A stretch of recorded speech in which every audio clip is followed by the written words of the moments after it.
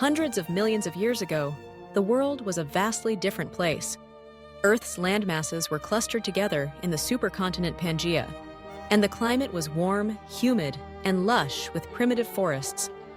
In this ancient environment, one of the most fascinating chapters of natural history began. The evolution of the dinosaurs. The story of dinosaur evolution starts in the Triassic period, about 230 million years ago. The continents were still joined, and life was recovering from the largest mass extinction in Earth's history, the Permian-Triassic extinction, which wiped out up to 96% of all marine species and 70% of terrestrial vertebrates. As ecosystems rebounded, new opportunities emerged for survivors. Among the reptiles that thrived in this new era were small, agile creatures known as archosaurs. From this group, the first true dinosaurs appeared. Early dinosaurs were not the massive, towering beasts we often imagine. Instead, they were relatively small, lightweight, and moved swiftly on two legs.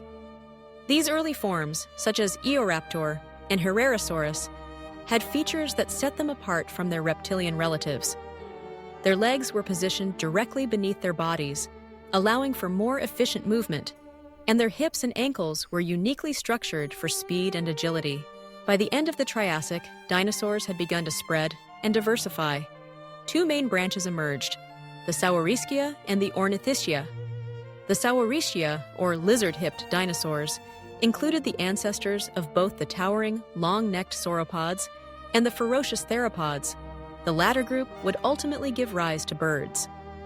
The Ornithischia, or bird-hipped dinosaurs, evolved into a wide variety of plant-eating forms, from the heavily armored ankylosaurs to the horned ceratopsians. As the Jurassic period dawned around 201 million years ago, dinosaurs truly came into their own. The breakup of Pangaea created new coastlines and climates, prompting further evolution and specialization. Sauropods like Brachiosaurus and Diplodocus grew to astonishing sizes, dominating the landscape with their long necks and massive bodies. Meanwhile, theropods became the apex predators of their time.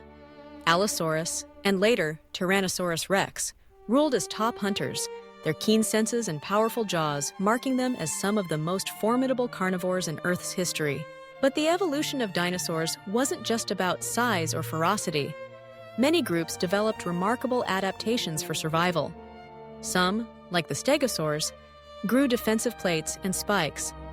Others, like hadrosaurs, developed complex dental batteries for grinding tough vegetation. Social behaviors, nesting habits, and even evidence of feather-like structures began to appear, especially among the small, agile theropods.